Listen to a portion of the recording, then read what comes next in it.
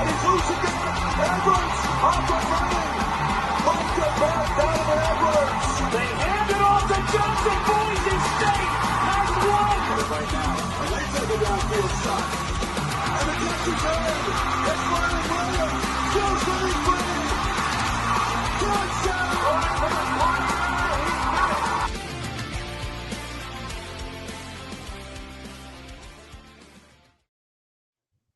All right, everybody. Welcome back to the Gridiron Uncensored podcast. And Trev, we are rolling along with our season previews.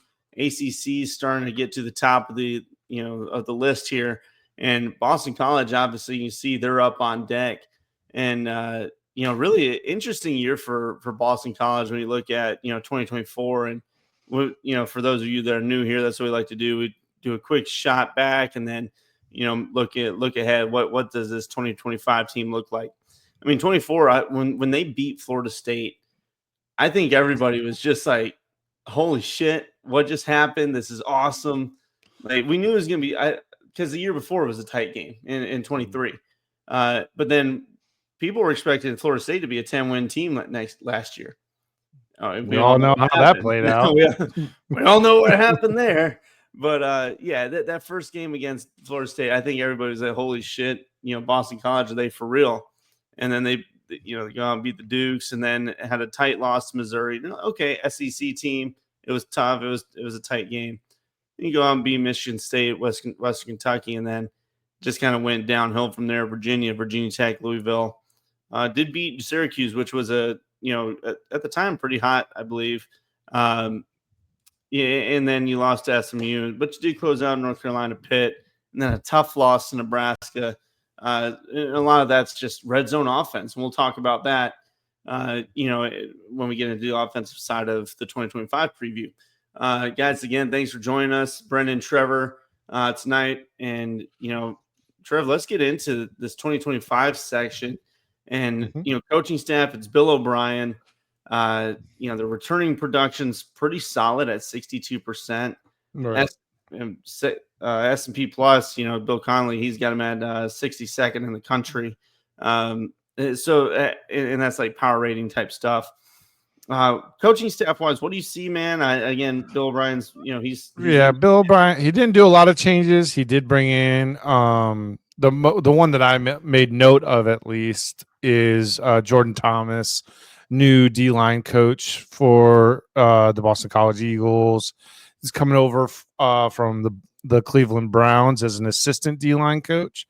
And I feel like they window dressed him a little bit just by saying that he worked directly with former Patriots head coach Mike Vrabel, who served as a coaching and personnel consultant in Cleveland last season. Yeah. So I feel like they dressed him up a little bit, but I mean, hey, he came from the pros.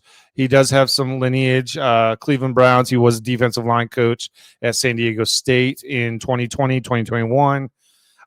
So, I mean, we'll just kind of see how it plays out. Don't get me wrong. Cleveland Browns are what the Cleveland Browns are, but they did have a decent defensive line with some premier talent last year and the year before.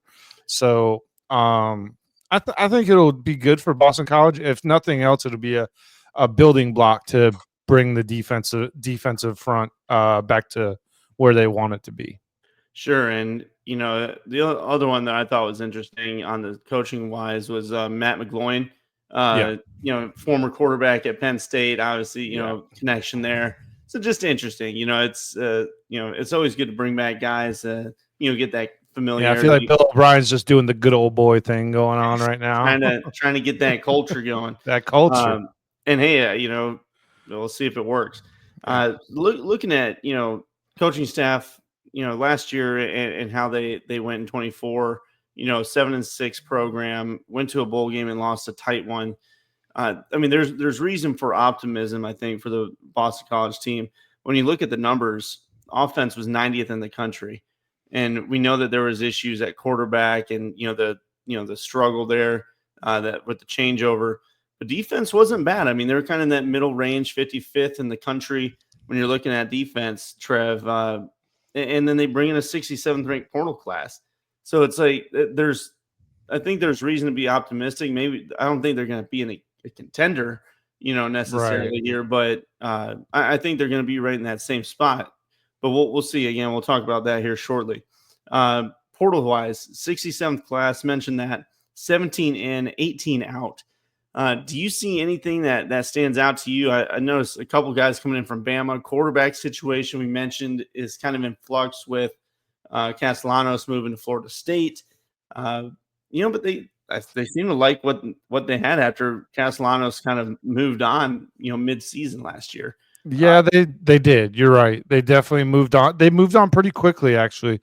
I feel like, and we kind of talked about it before we came on the show, is that you kind of felt the energy in Boston College moving away from Castellanos Yeah. and just generally favoring him as a quarterback as opposed to I just don't think that they had much, or Bill Obrien didn't have enough confidence in him, I guess. I'm not sure. You could tell by the play calling that they were taking it out of Castellanos' hands. And later on in the season, obviously that's exactly what happened. He just got taken out altogether. But with, like you said, I mean, look, the portal class I think is decent. I think there's a lot of good pieces. But I will say that there's a few pieces that I like Dylan Lonergan. I like him. I like that pickup coming over from Alabama. Yeah. I also like Ty Lockwood, the tight end coming over from Alabama. But everything else feels like a bunch of what's the word? Depth? Depth pieces. I guess I was trying to look for a better word, but yes, depth pieces. I hear you. I mean, nothing stands out as like an elite, ad, but there's a lot of guys that can step in and fill the two deep, in my opinion, and really, work on helping this team out. A guy from Michigan that a lot of fans were, excited about was Jason Hewlett, linebacker. That's a guy that's been in a strong defense. So that's somebody coming over. But I mean, you got guys coming over from West Virginia. Pemberton is a guy I wrote down as somebody that I think they can, definitely utilize coming up from Ball State. We know the Ball State offense was really solid last year. But outside of that, I kind of wanted to see more push in the offensive line. But I mean, we'll see. Tom Matheson's not bad coming over from Penn. Or Princeton, excuse me. I just want to see a little bit more out of that. Guys leaving. I mean, there were some obviously like Castellanos leaving. Rooks was another guy that I wrote down as as a tough loss. But really, when you look at a lot of the losses, they're going to teams that are lesser than. I always look at the ones that transfer to either in conference or other Power Four. Bradley was the biggest hit, in my opinion, like wide receiver at 6'5". Dude's a monster. We talked about him when we covered Kansas State already. So it's an interesting class. I think they're going to be all right. Maybe call it a wash. Like maybe it's, I'd say, a little bit better than what they lost, to be honest with you. And then the quarterback. I mean, I think I'm with you on calling it a wash, honestly. I mean, they brought in a fairly solid quarterback that basically is on even keel, maybe not experience-wise, but as far as ratings-wise, as far as the way they're rated, Castellanos is not rated very highly, according to 247. Yeah. He's still only a 3-star transfer quarterback. He's 5'9", 196, so he's below the average height of a quarterback. Yeah. While he's mobile, I get that. I don't know. I'll just, on the best case, I think it's a wash. Or the worst case, I think it's a wash. On the best case, I actually think they improved at a few positions, not by much, but I think they improved. I can agree with that. It's just, again, you lose a couple depth pieces, and then you just try to hope these guys work. Offensively, let's just go ahead and get into it, because quarterback positions obviously crucial this season, and what they want to improve the offense from 90th and try to get that up. It's just, again, Castellanos moving on. the quarterback situation. Grayson James came in last year. He was originally at FIU, played solid. I think it was 6 touchdowns to 2 interceptions in the games that he played. He threw for 300 against Nebraska. Took 3 sacks. Looking at the stats here, it was 63%. His game against Pitt, he was 71% completion percentage. Mhm. So I mean, the guy's got talent, and you starting in the mid-season like that, it's not easy. No. So I think they like what they have there, and then you brought in, Longer coming over from Alabama, and that's somebody that can push them. I don't think he's going to be the starter. I He'll think be a it's still solid gonna build. backup, though. He'll be a Yes, solid backup, I think. I mean, a lot of experience. You training at Alabama, which is always superb. Even when they had a down year, like or 2, like they've said last year was, even though they're right on the edge of the playoff. Uh, Whatever the Bama fans want to say, the guy was there, and he's learned from Alabama's training staff, all that. So to me, that's important. I don't think he'll beat Grayson James, but it'll be a competition for sure. So you have that position, and then you look at the rushing offense. I think last year was good. I think it could have been better if the passing situation was a little bit more what's the word? Not cohesive, but consistent. So I think the rushing offense has potential to be good again. The offensive line did take some losses, but with the portal additions that they got, they're hoping that depth is fine. But again, I still wish that they got a little bit more, to plug that hole. But I like the running back room.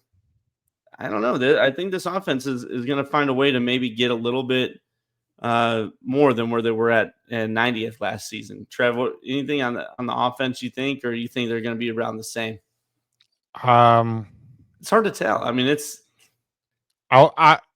Honestly, if I'm going to pull up the 2024 schedule again, if they can repeat and maybe get 1 or 2 extra wins, I think that one extra win against, we'll say, like Virginia, for example, beating a Virginia, and that changes your outlook on the season. And then if you beat your bowl, I don't know. I think that ACC, there's a high likelihood that one ACC championship contender has 3 losses. There's a possibility that one of those teams may have 3 losses. And Boston College, I mean, it's not out of the realm of possibilities. However, there are some deeper teams, I feel like, in the ACC this season. I don't want to give you some false hope here. I still feel like you guys are probably 1 or 2 recruiting classes away from really trying to turn this around, and a few solid transfer portal classes before we're talking about you walking into the ACC championship game. Yeah. I think I'd say, a year or 2 out before they're actually contending, but I do think that they can push people and maybe upset some teams. The offense, again, it should be all right. Lean on the running game is all I would say. Lean on the running game. Let James just be a game manager type, and that's not derogatory. We say it every time. I love game managers because they win football games. They win football games. Absolutely. They move the sticks, and that is important. The wide receiver room mentioned Bradley taking a hit, but there's still some weapons out there. Just depends again, offensive line and the quarterback play. We'll see how that goes. Right. Defensively, though, again, 55th in the nation, but again, it's talk about it all the time. Trying to find pressure. How can these teams get pressure? And that's something that I think that they needed to improve upon last year, even though they were a solid defense. Run defense was good. So that's what I want to see. Continue the run defense being strong, and then let the guys in the back end do their thing. Because from what I've been reading, what I've been looking at, stats wise, the defensive backs, I mean, that's a pretty solid little group. And KP Price, he's a strong veteran. He's been there. Amari Jackson's coming back. Linebackers, they've got good depth there, guys that have played. So, I mean, if the defense can step up to even being the same as what they were last year, regardless of, losses to the portal and graduation, they did plug some solid guys coming in from the defense. Mentioned Hewlett earlier, some guys out on the edge.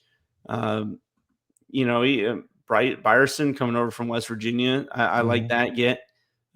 So there's potential here for them to be right in that same area, or maybe even try to get a little bit better. In another year in the system. That's right. What do you see on the defense side, Trevor? Anything or? I I think they think need it's a lot of improvements. I do like that they picked up a freshman for commitment wise, a 4-star D lineman. He's 6'3", 315 pounds. Big guy, big solid defensive guy. Could be a rotational D lineman, depending on what their depth chart looks like at the nose tackle and defensive line, interior defensive line. yeah. Overall, the defense, I think, I want to say that they'll keep the status quo being somewhat stingy, but I don't know, Brendan. I feel like some of the offenses in the ACC this year are going to have them a little outmatched, to be perfectly honest with you. Yeah, I do think, I said it. I think we both said it last year. The ACC looked improved last year, but then we were let down by teams like Cal and NC State and but then other ones SMU stepped up. And SMU, Georgia Tech really, took to it. So, and even Syracuse. So I think this is, excuse me, still a strong conference. And I agree that there's teams that are, this year that are going to put up a fight. So yeah, I mean, the defense just really they need to be right in that same area. And if the offense can step up, then maybe you get the, 8-9 wins. And it's very possible. Trev, let's look at the schedule. Because we mentioned last year, faltering, a couple times, and really it was the red zone offense. They would move the ball. The running game was solid, but then they just could not score, in the red zone. They got in the red zone 52 times, scored only 37, and 3 of those were field goals. So that's not a good ratio there, right? So you guys, if you can figure out how to at least kick some damn field goals, did you find a field goal kicker? I hope, because again, last year only a couple attempts and only a few went through. So looking at 2025, can this team? Let's say the over real quick. I guess I forgot that over under is 5.5. Trev. So Vegas isn't very, I see your face on the corner. Less than confident. Less than confident. They're Vegas confident doesn't believe they're not going to get to a bowl game. God bless. Listen, I mean, last year it was a razor's edge, I guess, between getting there and when you look at 24, there was a couple of tight wins too. Michigan State, Western Kentucky was a 1-point win. So now you look at 2025. Well, hell, who do they play again? You play Michigan State in second week. Then you play Stanford on NBC. Good Lord. Yeah. And God help any of you that watch it on Peacock, God dang. Yeah, but Lord. And then you got Stanford, week 2. And so 2 road games just, really to start. Fordham, whatever, you get your free win there. And then you get a bye week. And then you got a couple of games on the East Coast there, Cal, at Pitt. This is a tough schedule, man. I don't know. I'm looking at it, and I was looking at it, and I'll tell you this: Boston College fans, I'd be way more concerned about that UConn game. Yeah, because you're playing UConn, who's going to be improved this year. By the way, they will be an improved team this year. In between getting probably curb stomped by Clemson, and then you have to go to Louisville and play a much improved Louisville team. I think that's a good Louisville team for sure. So, and then Notre Dame. And then Notre Dame. And then, by the way, SMU to, whatever, no big deal. I guess the only benefit that you go Notre Dame, SMU, Georgia Tech is they're all in Massachusetts. So you're good there. That's good. And then you get a bye week, and then you play in New York against Syracuse. So I'm not gonna shit you, man. I'm looking at this and I'm a little concerned if I'm a Boston College fan. Not because you guys can't compete with any of them, but just because that middle section it's back to back. I'm giving them the UConn win, and I'm still counting 6 losses right off the jump. And honestly, Michigan State might be a loss. At Michigan State, And they should be a little bit better this year. Should be. They should be. East Lansing's a tricky place to play. You know, It is, if you follow especially the the Big night Ten, on a national televised game. Usually they get their fans out there. they get some shit luck too. I mean, that's Mhm. just a fact. They're like the Auburn of the Big Ten. They really are. They get some like demon devil magic, coming out, and I mean, it's just facts are facts, man. I don't know. And then Stanford's gonna. That's an interesting one. I think that's definitely a So win. I got 6 losses, 6 conference losses. I have right now. And I'm bouncing back and forth between whether Georgia Tech's going to be a loss or not. Dude, I'm not. I don't know, man. I see 3-1 to start. I think they'll beat Stanford, Fordham, Cal. I think they take a loss early to Michigan State. Pitt is a tricky game. I think you can win that one, but Holstein's a good quarterback if he's able to stay healthy. And it's at Pitt. Clemson's going to be very tough. UConn's going to be a gritty team. So maybe that's your 4th win there. But then you got to find 2 wins out of SMU, Notre Dame, Louisville. It can happen. It's going to be tough, and you gotta catch them. Maybe sleep in there. I think SMU I'll probably give them a loss at Georgia Tech and a win at Syracuse, and that's all I got. All I can do. Yeah, and Notre Dame is one that they're a strong team across the board, but they have a young quarterback, so maybe you can force mistakes, especially when if your defense is playing strong. Yep. Because Boston College has talent. They have a talented team. They've got a coach that's been around the block. It's going to be a slugfest, and I think getting that 6 wins is going to be really tight, and that's why the line's at 5.5. There's a reason for these things. You guys let us know, why are we being too pessimistic here? I mean, just looking at it, I'm not saying that you can't beat any of these teams. You should be able to beat most of these teams. I like Boston College. I always have. I just use them all the time in college football. Yeah, I like them. I really do. But the problem is that the schedule just doesn't line up nicely.